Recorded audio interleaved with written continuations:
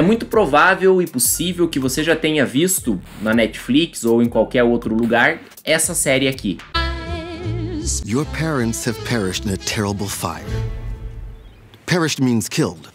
We know what perished means. E é ainda bem possível que você não tenha gostado dessa série. Afinal de contas, você deve ter olhado ou pode ter olhado pra ela e pensado, pô, mas que bobagem, que não tem graça isso aqui é de um mau tom, de uma, né, um monte de criança ali sendo maltratada de certa maneira.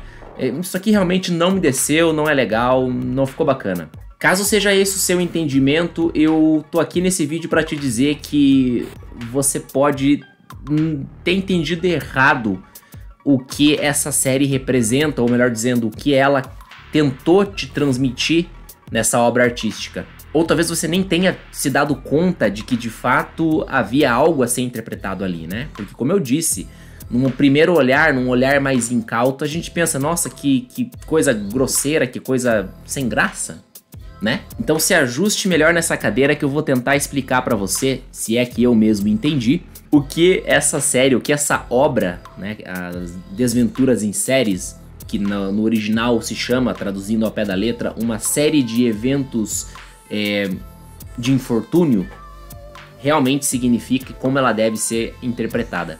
Só um pouquinho de contexto, apesar de ser uma série relativamente popular nos Estados Unidos, aqui no Brasil ela não se popularizou muito até mais ou menos o início dos anos 2000, mas se trata aí de uma série de livros, tá? Publicados entre os anos de 1996 e 2004, salvo engano. Mas a primeira vez que tive contato com essa série foi através do filme do Jim Carrey, de 2004. E com isso eu tô querendo dizer que, na verdade, se trata de uma obra robusta, né? Afinal de contas, estamos falando de 13 livros publicados.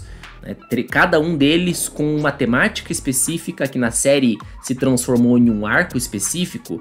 E é claro, como eu estou tentando dizer aqui, tentando provar o meu ponto, com uma mensagem específica, com um argumento social, cultural, né, histórico, enfim. Agora, claro, nada disso vai funcionar se você, como eu já disse antes, insistir ou for pelo caminho de entender essa história de uma maneira literal e direta. Não.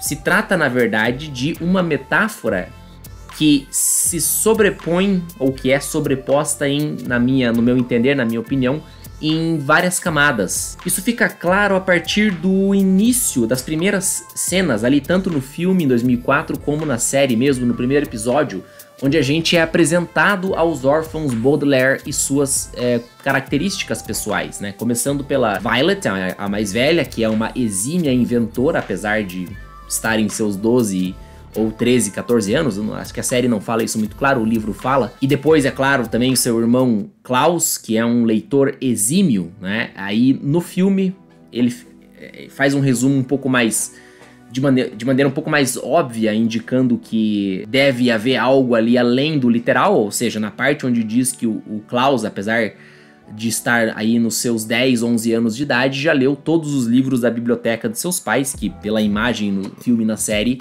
fica claro se tratar de uma biblioteca monumental com pelo menos 20 mil exemplares, né? Então uma criança ter lido 20 mil exemplares de livros e mais, né? A série e o livro falam de maneira muito clara que ele não apenas lia, mas retia essa informação. Então 10 anos de idade, 20 mil livros lidos e com um grau de retenção alto apesar de haver crianças geniais, prodígios mundo afora, isso é algo bem inviável, para não dizer impossível. Agora, se até aqui a gente pode falar que é provavelmente bem inviável, provavelmente impossível, né? Crianças, adolescentes ali lendo mais de 20 mil livros, inventando, né, coisas a nível de Thomas Edison.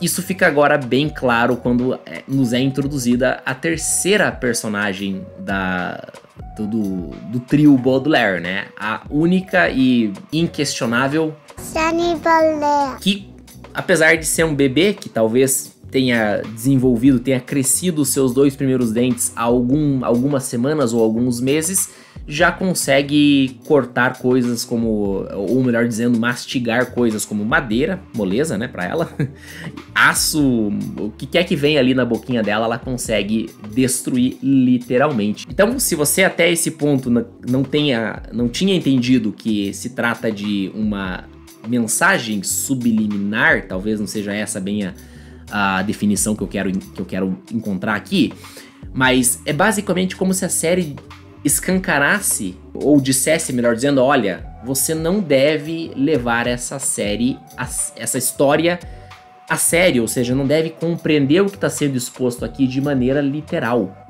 E o próprio narrador da série, no caso o Lemony Snicket, que é um pseudônimo do autor da obra, ele nos subestima o tempo todo, ou seja, ele fala em vários momentos ele traz algumas palavras e na sequência já explica o significado dessas palavras quando, via de regra, o significado deveria ser óbvio para o espectador. E é claro, esse subestimar da inteligência do espectador é proposital, é pro espectador não levar a sério essa pessoa. Falando, não, essa pessoa está querendo dizer outra coisa, né? Ou melhor dizendo, ela está escancarando aqui, ela está jogando na minha cara que isso, na verdade, é uma metáfora, é uma alegoria, é algo que eu preciso interpretar, ou melhor dizendo, ler as entrelinhas. Mas falando um pouco mais do background da obra, como eu já falei, essa série de livros foi publicada pela primeira vez, o primeiro livro, em 1996, nos Estados Unidos. O autor aí, o Daniel Handler, é um autor americano com relativo prestígio nos Estados Unidos, mas que não quebrou as barreiras aí apenas com os livros, né? Não conseguiu quebrar as barreiras aí internacionais, né? Agora, olha que interessante, essa série de livros, na verdade, ela tem como público-alvo o público infanto-juvenil, ou seja, crianças e pré-adolescentes, tá? A gente pode olhar essa série e falar, pô, isso aí é coisa para adultos, né? Tanto na questão de cenas fortes, né, assim, mostrando algum grau de maus tratos a crianças, a menores de idade, né, em algum nível, né, tanto físico em algumas cenas, tô falando da série, tá, eu só abro um parênteses aqui, eu ainda não li os livros, é algo que eu pretendo fazer, vou fazer, né, e vou trazer um vídeo aqui mais elaborado sobre a obra, mas na série mesmo ali, existe isso, né, então é um pouquinho forte quando a gente olha aqui. Então, só para concluir a parte dos livros, a gente tá falando de 13 livros, tá? Só para emendar um pouquinho com a série da Netflix. Desses 13 livros, foram feitos 25 episódios, ou seja, 2 episódios para cada um dos livros, que eu vou chamar de arco a partir de agora. São pequenos arcos, na verdade. E um último com a conclusão, com o final. Mas vamos lá então para a metáfora, para a alegoria que eu tô falando desde o início. Quem é quem? Ou melhor dizendo, quem é o que nessa obra? Eu acho que a melhor definição seria não apenas quem é o que, mas o que é o que, já que essa alegoria, essa metáfora, ela não está apenas baseada nos personagens, mas também em alguns cenários, alguns ambientes que a gente vê nessa obra. Mas começando pelos personagens, os órfãos Baudelaire, né? A Violet, ela é uma menina de 12, 13 anos que inventa as coisas com extrema facilidade, então fica muito claro que ela está representando os empreendedores de um modo geral e, é claro, os inventores, evidentemente. Então é justamente essa parcela da sociedade que a Violet representa. Já o Klaus, o seu irmão mais novo, que eu já dei uma bela resumida aqui dos seus talentos e habilidades, representa, como um ávido leitor, círculos mais intelectuais da sociedade, como, óbvio, né, formadores de opinião, professores e, claro, jornalistas também, né? Quando esses não estão vendidos ao sistema, mas eu já chego lá. A obra nos ajuda muito bem a chegar lá. A terceira criança Baudelaire, Sunny Baudelaire, rainha da fofura, pelo menos na série, ela representa a classe trabalhadora, e isso fica muito claro em determinado ponto, onde, bom, eu vou falar mais quando chegar lá, mas fica muito super claro na obra que ela representa a classe trabalhadora em alguma medida, e é claro, setores mais vulneráveis da sociedade de alguma maneira, não vou entrar em detalhes aqui, e é claro, as próprias crianças também são representadas ali. Perseguindo esses três, fazendo de tudo para tomar a herança dessas três crianças, desses órfãos Baudelaire, temos o vilão, o antagonista da história, o Conde Olaf, que representa o sistema corrompido, viciado e enraigado na nossa sociedade, né? Você vê o Conde Olaf ali na série fazendo coisas extremamente ridículas e que qualquer um com um mínimo de visão perceberia que se trata de um salafrário, de um pilantra, de um bandido, mas que as pessoas, os adultos, né, ao redor dos órfãos Baudelaire, na maioria das vezes não percebe, até, claro, isso ficar escancarado de uma maneira até ridícula, né? Aí eles percebem que, de fato é o Conde Olaf, ou de fato essa pessoa é uma pessoa do mal, né? Uma pessoa com más intenções, ou pelo menos com más intenções em relação aos órfãos Baudelaire. Então, como que essas três representações que eu falei, a Violet, os empreendedores, o Klaus, os intelectuais, e a Sunny, a classe trabalhadora e vulneráveis, como que se conectam com o Conde Olaf, com essa perseguição do Conde Olaf.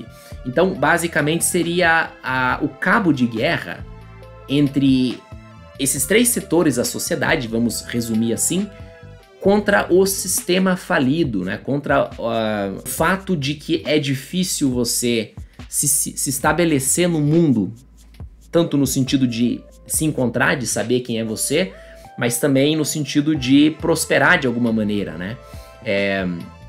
Sendo que o nosso sistema, ele é um sistema, e eu não falo só do brasileiro, mas de todo mundo, né, da humanidade atualmente, ele é um sistema corrompido, viciado e com essas vicissitudes negativas enraizadas no nosso no DNA da nossa sociedade, né? Então é isso que o Conde Olaf representa, tá?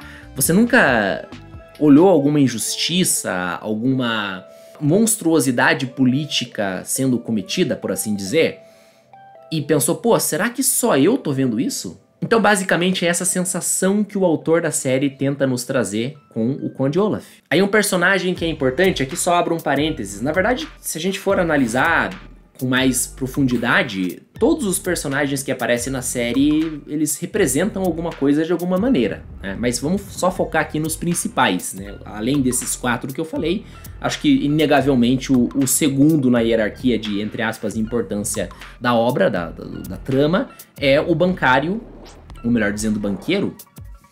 Enfim, banqueiro ou bancário Mr. Poe, que é basicamente a pessoa que fica responsável por mediar a tutoria dos órfãos Baudelaire, uma vez que eles são menores de idade, né, e os pais faleceram, enfim, ficaram órfãos, né, ele é o responsável por fazer a mediação aí, né, de levar os órfãos aí, a Violet, o Klaus e a Sunny até o novo guardião legal, o novo tutor delas, né? Que inicialmente é o Conde Olaf, depois se descobre tardiamente que, e de maneira ridícula, que ele não é uma boa pessoa, não tem boas intenções para com os órfãos Baudelaire. As demais, né, pessoas aí, parentes ou algo que o valha, né, que possa tomar conta das crianças. E naturalmente da herança, é claro, né? Esse é um fator muito importante na narrativa, né? Não são apenas 3 crianças geniais e fora da curva. São milionários mirins, né? São pessoas que vão herdar mais cedo ou mais tarde a fortuna que foi deixada pelos seus pais. Então, só voltando para o Mr. Poe, então ele representa como as instituições, os meios que a gente tem para chegar até a justiça, para que, digamos, os nossos direitos sejam atendidos da maneira mais plena, né? Então, como que esses órgãos específicos são falhos, né? São limitados, melhor dizendo, né? No coletivo, as pessoas vão ter boas intenções, mas na prática tá todo mundo cuidando apenas, tá todo mundo preocupado apenas com o seu no final do dia, e acaba não prestando muita atenção nas necessidades dos outros, das outras pessoas, né? Então acabam servindo de fio condutor para as injustiças do sistema viciado, corrompido e enraigado o qual o personagem Conde Olaf representa. E ainda falando um pouquinho mais do Conde Olaf, né? Ele é um ator fracassado, assim, se é que dá pra chamar de ator, né? É alguém que já trabalhou com teatro, não tem absolutamente nenhum talento extraordinário, no máximo talvez seria alguém que conseguiria não morrer de fome com essa profissão.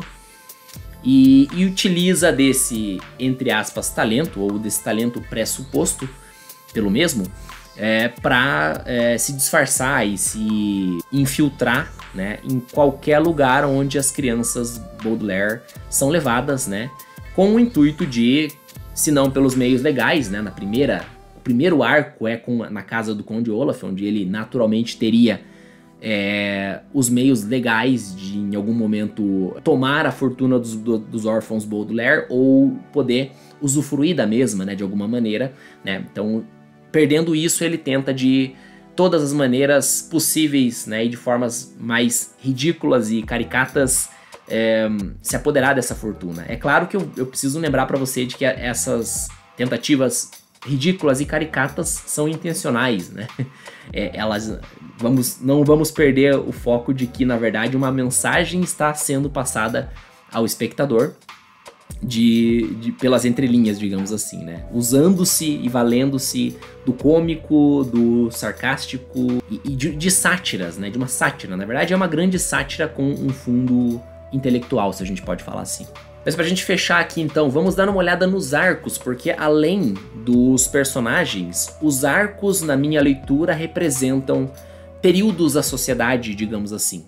E aqui nessa parte eu entro um pouco mais na minha interpretação pessoal, né? Afinal de contas, a questão da interpretação dos personagens é meio que consenso entre os fãs da obra, os admiradores dessa obra.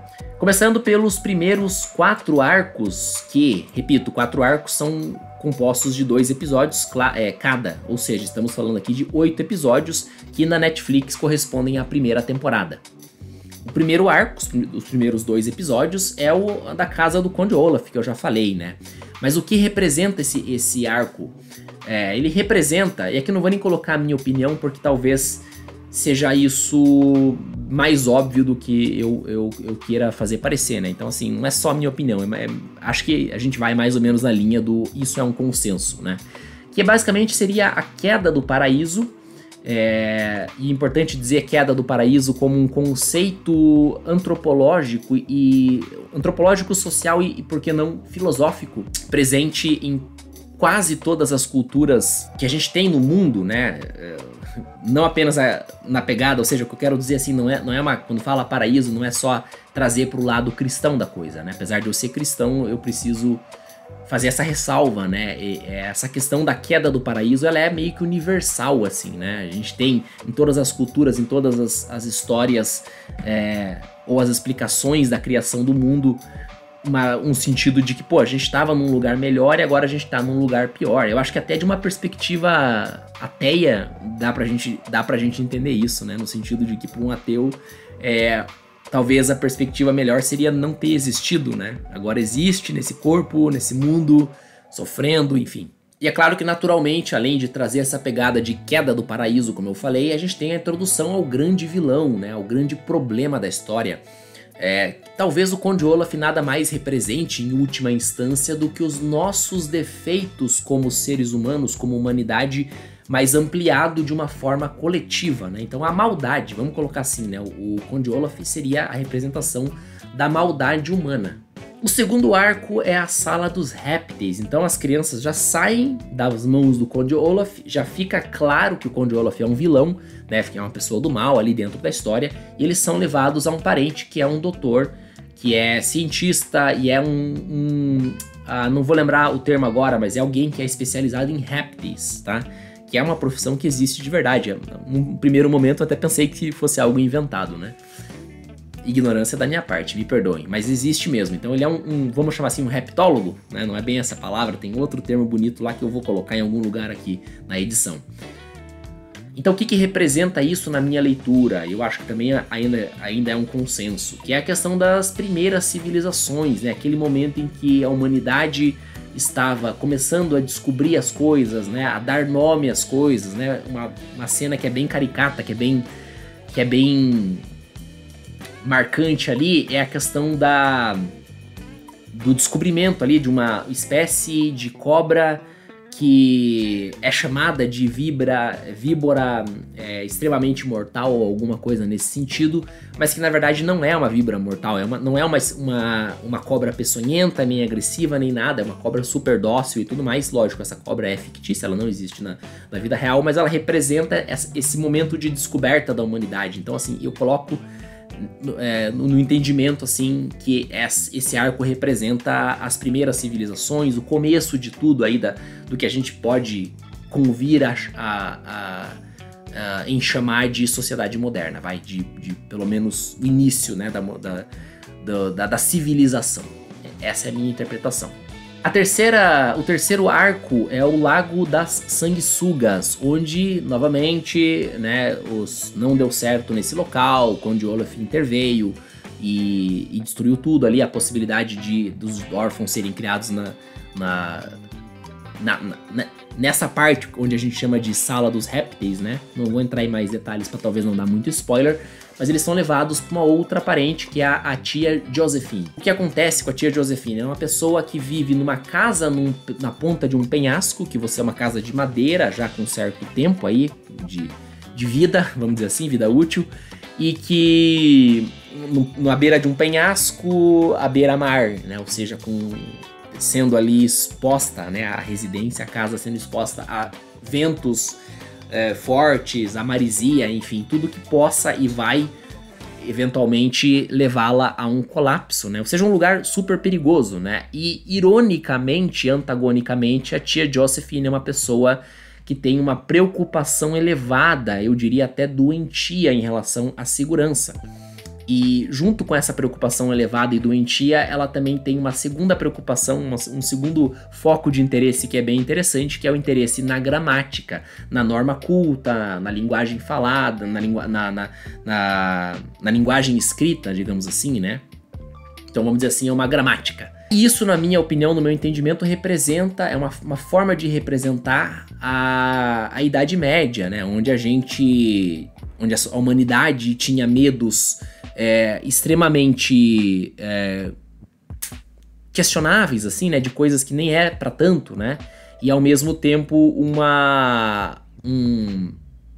um zelo, vamos dizer assim, pela parte literal, né, pela parte de literatura, pela parte da escrita e tudo mais, né. Não tô entrando no mérito se isso é certo ou errado, mas eu tô dizendo que realmente eu vejo essas características nesse período específico da nossa história, né? Que é representada, na minha opinião, aqui neste arco, né? Que a gente chama de Lago das Sanguessugas. O quarto arco é o arco chamado Serraria Baixo Astral, tá? Como o próprio nome já diz, os órfãos acabam indo parar em uma serraria onde eles acabam tendo que trabalhar e tudo e tal, né? Então, assim, pra mim fica óbvio e claro que aqui a representação é do período da Revolução Industrial, né, onde, né, a questão dos trabalhadores, né, revoluções ali, o início do marxismo talvez, né, mas de qualquer forma o início dessa mudança nos meios de produção que impactou, né, o mundo inteiro e realmente foi um divisor de águas ali, né, na nossa história enquanto humanidade. E ali, como eu dizia, fica muito claro que a personagem Sunny Baudelaire representa a classe trabalhadora, uma vez que para ela, com seus dentes ultra afiados, fica extremamente fácil, até prazeroso, eu diria, o trabalho que é feito ali. Uma serraria, né? No caso, não precisa explicar do que se trata, né? Agora, a partir do quinto arco, a gente tem, que é o chamado O Inferno no Colégio Interno. Aqui eu já entro um pouquinho mais. Conforme os arcos vão passando, a minha certeza do que eles representam vai diminuindo, beleza? Então aqui eu já entro mais, olha, isso aqui é a minha interpretação, tá? Você me diz aí se você tem uma interpretação diferente, né? Então, no caso aqui, o Inferno no Colégio Interno representa, na minha opinião, a revolução educacional, né? Os órfãos são levados para morar nesse colégio. E ele é bastante perturbador no sentido de desorganização, de não validação dos talentos dos órfãos, né? Ou seja, talvez represente essa mudança na estrutura que a gente tinha no modelo educacional. De repente eu poderia falar mais sobre isso em outro vídeo, mas eu acredito que vai mais ou menos nessa linha, né? Seria o que eu chamo de revolução educacional, que começou a acontecer ali, talvez a partir dos anos 30, 40, né? Pós Segunda Guerra Mundial. O sexto arco, que é o do elevador ersatz, ele representa a chegada da modernidade. Então, a partir dos anos 60, 70, onde a mídia começou a ganhar mais poder, com o advento da televisão, né? Dos meios mais visuais de comunicação. E um ponto que é muito destacado ali por uma das personagens é a questão da moda, né? Então ela tá sempre falando o que está na moda, o que não está na moda. Então, para mim, ele vai cobrir ali mais ou menos o período. É uma crítica a esse período ali, entre anos 60 e começo dos anos 80. O sétimo arco, chamado de Cidade dos Corvos, ele, para mim, representa uma tentativa de fuga da modernidade, mas não no sentido bom, senão no sentido ruim da coisa, ou seja, essa aversão que a humanidade começou a desenvolver, determinados setores da humanidade começaram a verbalizar em relação à tecnologia, à ciência, enfim, ali, né? Então, coisas como movimentos anti-vacina, né? Mais, digamos, retrógrados no sentido de vamos voltar às raízes, vamos parar de viver na sociedade moderna, vamos, né? Então, alguma coisa nessa pegada que é o que eu acredito que esse arco represente. O próximo arco, o oitavo arco, que é chamado de Hospital Hostil, para mim fica um pouquinho mais claro que a gente está vendo ali uma crítica ao sistema de saúde, né? As vicissitudes, os vícios, os defeitos, né? As corrupções relacionadas à parte de saúde, né? Então, só para dar um exemplo aqui, né? Durante anos foi propagado ali na chamada pirâmide nutricional a importância dos grãos e cereais na dieta de uma pessoa, no caso, né? E, bom, hoje a gente entende que os grãos e cereais não representam, não tem uma importância tão grande assim, pelo contrário, né? O consumo em excesso talvez seja uma das coisas, repito, talvez seja um dos fatores que explique o aumento na taxa de pessoas com câncer aí, né, dos anos 90 para cá, né? Então, só para dar esse exemplo na questão de, quando eu falo crise sanitária, não é apenas nos hospitais, mas também no que diz respeito à saúde como um todo. Repito, essa é a minha interpretação. O próximo arco é chamado de Espetáculo Carnívoro. Nele, os órfãos estão levados a um circo onde aberrações são apresentadas, pessoas jogadas literalmente para serem devoradas por leões, né? E tudo isso com o aval e os aplausos de um público ensandecido e talvez sem um mínimo de resquício de humanidade, né? no lombo, né? Então, aí, claro, a crítica já vai um pouco mais, deixa de ser um pouco mais temporal e entra mais em um setor específico, né? Eu diria, uma característica específica do nosso mundo hoje em dia, né? Que é a questão dos entretenimentos questionáveis, né? As pessoas hoje parecem, né? Mas já é algo que existe há algum tempo. Não muito tempo, não mais de 30 anos, mas com certeza aí já com o advento do que a gente chama aí que eu chamei de mundo moderno, né? Que é da televisão e tudo e tal, né? O entretenimento, né? Os meios de comunicação visuais, né? No caso, a televisão sendo o principal expoente, né? Então, desde o início a gente já tem essa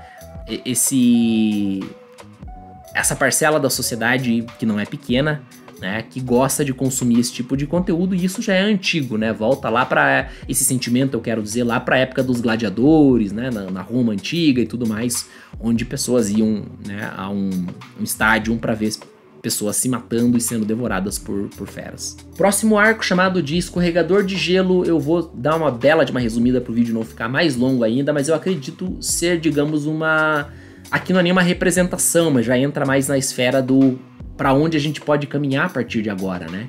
Que seria talvez uma era glacial pós uma hecatombe nuclear, né? Talvez seja essa a ideia do autor. Um dia, quem sabe, eu pergunto para ele pessoalmente, se eu tiver essa oportunidade.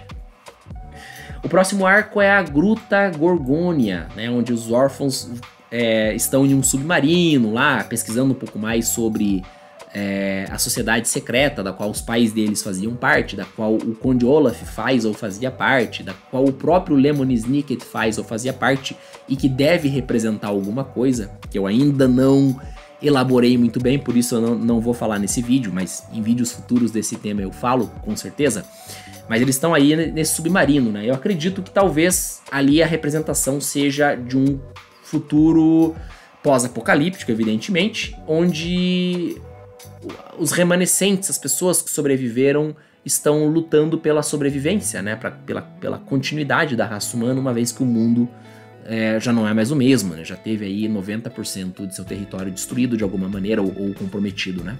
E o penúltimo arco, que é chamado de Penúltimo Perigo, ele é onde os órfãos vão para um hotel, veja você, onde, bom, eles passam por vários perrengues ali, tudo e tal, né? Mas que eu acredito, em resumo, representar, digamos assim, uma tentativa de recomeço, né? Uma vez que a humanidade venha a ser destruída de alguma maneira, bate na madeira, seria a tentativa da humanidade de recomeçar, né?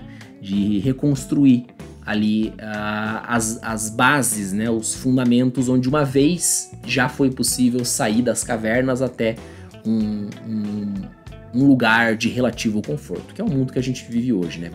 Vamos e convenhamos. E o arco final, e que é um episódio apenas, né? Chamado de Fim, né?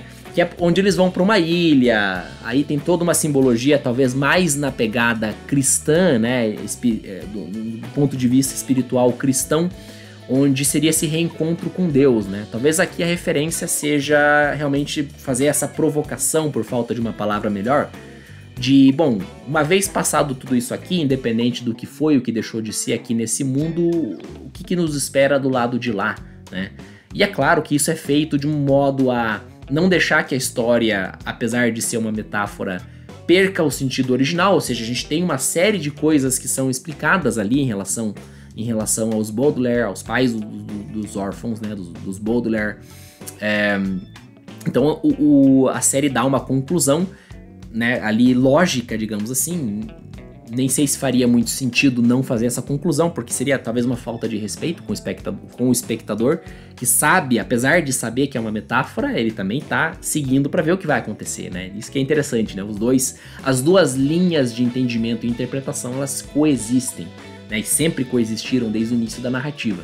E aí se conclui a história, né? Tem uma espécie de final feliz, os órfãos, né, seguem em frente, que é talvez o autor nos dando uma perspectiva mais otimista em relação à humanidade, né? Que é representada pelos órfãos Baudelaire ali, né? Cada uma em sua característica, né? Então tudo que a gente tem de melhor na sociedade, em resumo, em essência, está representada nas crianças Baudelaire, como eu já expliquei anteriormente de maneira mais específica. Então se dá ali uma conclusão otimista e que talvez, apesar dos pesares e de tudo que a gente viu e verá, tudo vai acabar bem um dia. Mas essa é a minha interpretação dessa história. Eu realmente gostaria de ouvir a sua, caso tenha mais informações ali, de repente vindas do próprio autor. Acredito que o autor não se manifesta muito pelo que eu já pesquisei, né? Como todo bom autor, ele escreve algo para ser interpretado e não para ter que explicar o significado, é claro, né? Mas fica aí o meu convite e meu pedido que você contribua com o meu entendimento aqui, consequentemente com o engajamento do vídeo, né? É isso, valeu, obrigado!